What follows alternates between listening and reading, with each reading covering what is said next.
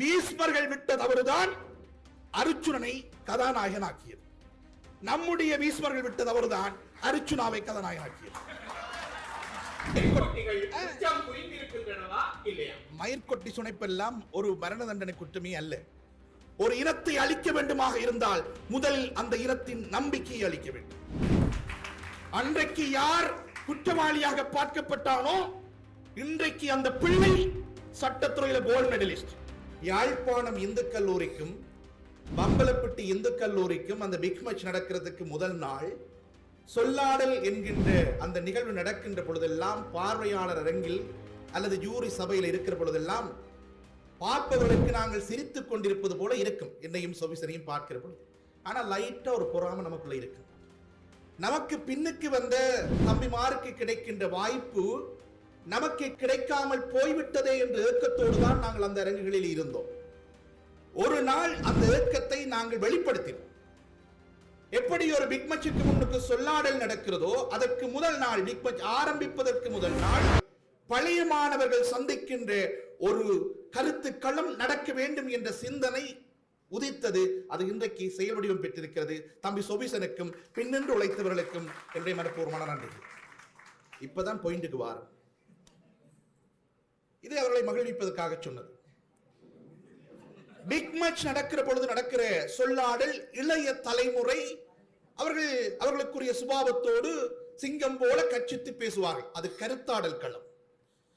இன்றைக்கு யாழ்ப்பாணம் இந்து கல்லூரியுடைய பழைய மாணவர் சங்கமும் கொழும்பு இந்து கல்லூரியுடைய பழைய மாணவர் சங்கமும் உருவாக்கி இருக்கக்கூடிய இந்த முந்து தமிழ் என்பது கருத்தாடல் களம் அல்ல, கருத்துருவாக்க களம். இதை நன்றாக புரிந்து கொள்ளுங்கள். இதை வெறுமனே ஒரு நகைச்சுவை மேடையாக்கிவிட்டு நாங்கள் நகர்ந்து போவோமாக இருந்தால் இந்த இனத்துக்கு செய்கின்ற மிகப்பெரிய துரோகம் அது. மிகப்பெரிய சிந்தனையோடு உருவாக்கப்பட்டிருக்கக்கூடிய இந்த களத்திலே விதைக்கப்படுகின்ற விதைகள் நாளை நம் இனம் எடுக்க போகின்ற முடிவுகளுக்கான முந்து தமிழாக நிற்க போற செய்திகளை சொல்லுது. மிக நுணுக்கமாக இந்த தலைப்பை பார்க்க வேண்டும். இன்றைக்கு தன்னுடைய சுயத்தை தொலைத்து நிற்கக்கூடிய இளைய தலைமுறை கொண்டு குற்றவாளி கூண்டில் நிறுத்தி இருக்கிறீர்கள். இதைத்தான் நம் பரம்பரை தலைமுறையாக செய்தது. 16 வயசுல படிப்பு விட்டு நல்ல படிப்பானது படியன், பெரிய குடும்பத்தில் பிறந்தவன், அப்பா மிக நேர்மையான ஒரு தொழில் உத்தியோகத்தன். யாரும் அப்படி கிடையாது, நேர்மையான உத்தியோகத்தன். தாய் அன்பாக வளர்த்த ஒரு பிள்ளை 16 வயசுல படிப்பை விட்டுட்டு தனக்கு பின்னால் 2 அண்ணனுக்கு பின்னால போனான். போயிட்டு 18 வயசுல பார்த்தான் யாரும் தலைவனாக தன்னை வழிநடத்துவதற்கு தயாரில்லை. தானே தலைவனாகினான், தானே நிமிர்ந்தான். தன்னோடு சேர்ந்திருந்தவர்களை கொண்டு ஒரு தனி ராஜ்யத்தை கட்டியமைத்தான். ஆனா அந்த நேரம் இந்த கொஞ்சம் பெரியவர்கள் சொன்னார்கள், சிறுபிள்ளை வேளாமை வீடு வந்து சேராது. ஏற்றுக்கொண்டோமா? அந்த சிறுபிள்ளையை நாங்கள் ஏற்றுக்கொண்டு அவனுக்கு பின்னாலே திரண்டு நின்றோமா? இன்றைக்கு என்ன சொல்றோம்? அவன் இருந்தால் இதொன்று நடக்காது. இதுதான் நம் இனத்தினுடைய தலைவிதி. இளைய தலைமுறையை சரியாக அனுமானிக்க அளவுகோலோடு தெரிய முடியாத முதிய தலைமுறையோடு நாங்கள் வாழ்ந்து கொண்டிருக்கிறோம். இந்த தவறை செய்துவிட்டு எப்படி இளைய தலைமுறையிடம் நீங்கள் குற்றம் சாட்டுவீர்கள்? நான் சின்ன செய்தி சொல்றேன். எல்லாரும் பேசுனீங்க, நீதிபதியா பேசினார், ஓய்வு பெற்றபடியால் பயமெல்லாம் பேசலாம் பேசினாரே, பல உதாரணங்களை சொன்னார்கள். இன்றைக்கு ஊடக பெருவழி என்ன செய்கிறது என்று சொன்னால் தீமையான விஷயங்களை மட்டும் நம்மகிட்ட கொண்டு சேர்க்குது. சின்ன விஷயம் சொல்றேன், சிம்பிளான உதாரணம். நான் பேசிக்கொண்டு நிற்கிற பொழுது முதலாவதா புரந்தரன் வந்து பேசினார். புரந்தரன் பேசுற படத்தை சோபிசன் ஒரு படம் எடுத்து உடனே வாட்ஸ்அப்ல புரந்தரன் அக்கா புராதனிக்கு போட்டார். புராதனி அக்கா அங்க கொக்கையில இருந்து பாப்பா, என்ற கணவன் பேசுகிறார். 1 2 3 4 5 சக்தி டிவி லங்காவசரி எல்லா மைக்கும் இருக்குது, சூப்பர் நிகழ்ச்சி என்று. ஆனா நமக்கு தான் தெரியும் ஒரு மைக்கும் ஒழுங்கா வேலை செய்யல. சிரிப்பல்ல, இதுதான் இன்றைக்கு நடக்கிறது. சமூக வலைத்தளங்களிலும் ஊடகங்களிலும் வருகின்ற புகைப்படங்களையும் வீடியோக்களையும் பார்த்துவிட்டு தான் நாம் இளைய தலைமுறையை குற்றம் சாட்டிக் கொண்டிருக்கிறோம். 1 2 அங்க அப்படி நடக்குது. 1000 நல்ல விடயங்கள் நிகழ்ந்து கொண்டிருக்கக்கூடியதை நாங்கள் பார்ப்பதில்லை. அவை நம்மிடம் கொண்டு வந்து சேர்க்கப்படுவதில்லை. எங்களுடைய நீதிபதி இளஞ்செழியன் ஐயா அவர்கள் இந்த இடத்தில் உரையாற்றுகிற பொழுது செய்தி சொன்னார். தான் நீதிபதியாக இருக்கிற பொழுது ஒரு வழக்கு வந்தது. பிரபல பாடசாலையுடைய மாணவர்கள் போதைப்பொருள் குற்றச்சாட்டு, ஆவாக்குழு குற்றச்சாட்டிலே தண்டிக்கப்பட்டார்கள். ஐயாவுடைய தீர்ப்பு நல்ல தீர்ப்பு. அதனுடைய தொடர்ச்சி எனக்கு தெரியும். அதுல இருந்த ஒரு பையனை எங்களுடைய இந்துக்களுடைய மாணவனை பிடிப்பதற்கு தனிப்படை அமைத்தார்கள். அவன் ஒரு விடுதியில் வைத்து பிடித்தார்கள். இதெல்லாம் நடந்தது. நான் ஏன் சொல்றேன் பாருங்க, நான் வகுப்பறையிலே விரிவுரை மண்டபத்திலே சொல்லுகின்ற உதாரணம், என்னுடைய ஆசிரியர்களுக்கு சொல்லுகிற உதாரணம். பிடித்தார்கள். இன்றைக்கு அந்த பிள்ளை சட்டத்துறையிலே கோல்ட் மெடலிஸ்ட். பலருக்கு தெரியாது. அன்றைக்கு யார் குற்றவாளியாக பார்க்கப்பட்டானோ இன்றைக்கு அந்த பிள்ளை சட்டத்துறையில கோல்ட் மெடலிஸ்ட். நாளைக்கு இந்த அரங்கத்தில் அவன் இருப்பான் என்று நம்பிக்கை எனக்கு இருக்கு. இதை நான் சொல்றேன்டா, ஒரு பெரிய உயர்ந்த கோட்பாடு இருக்கு, பெரிய விளங்கிக் கொள்ளுங்கள். மயிர்கொட்டி கோட்பாடு. நல்ல வெயில் காலம், முருங்கை மரத்து கரை முருங்கை மரத்துக்குள்ள போய் பாருங்க, மயிர்கொட்டி அப்படியே படர்ந்து போயிருக்கும்.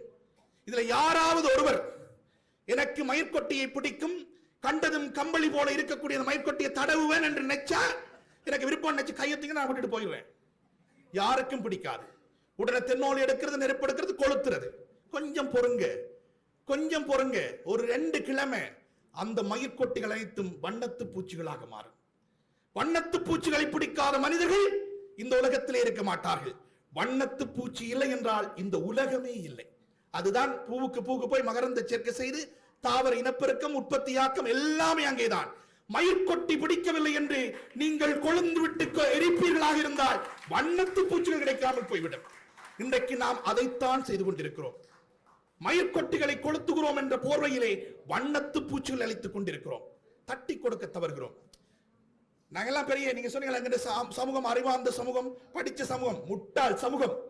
இது பெரும் முட்டாள் சமூகம். நான் சொல்றேன் என்றால், நம் இனத்தை அழிக்க நினைப்பவன் எப்படி திட்டம் போடுவான் என்பதை சிந்திக்க தெரியாத சமூகம் இந்த சமூகம்.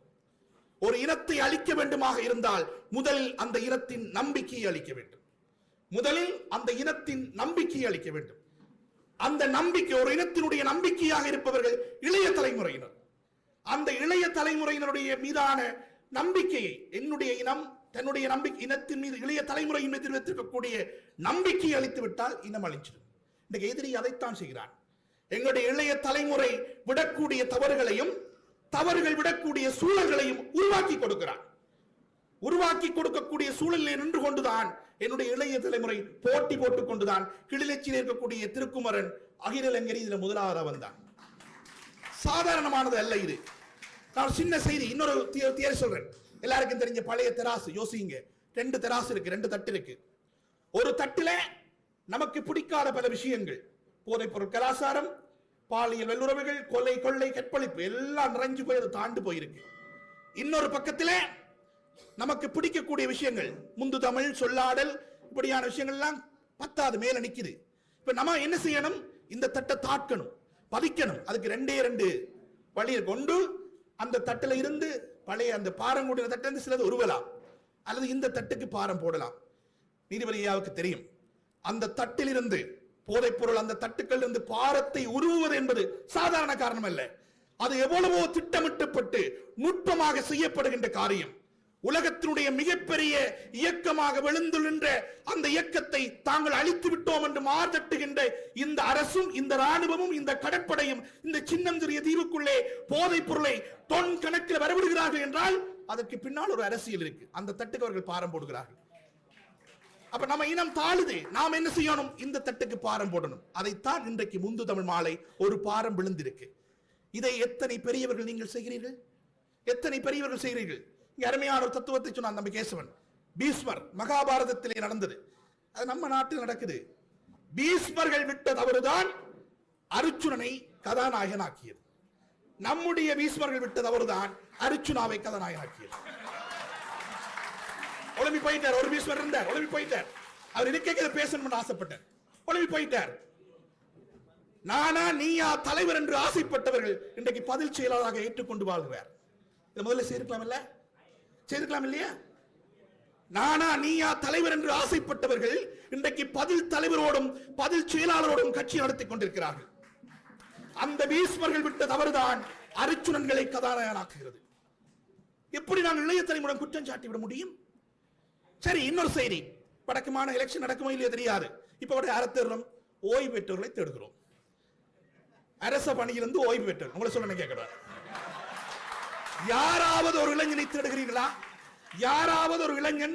எத்தனை ஆட்டுமிக்க இளைஞர்கள் இருக்கிறார்கள். யாழ்ப்பாணம் இந்து கல்லூரியை நெருக்கடியிலே தலைமையேற்று நடத்தினான் ஒரு இளைஞன்.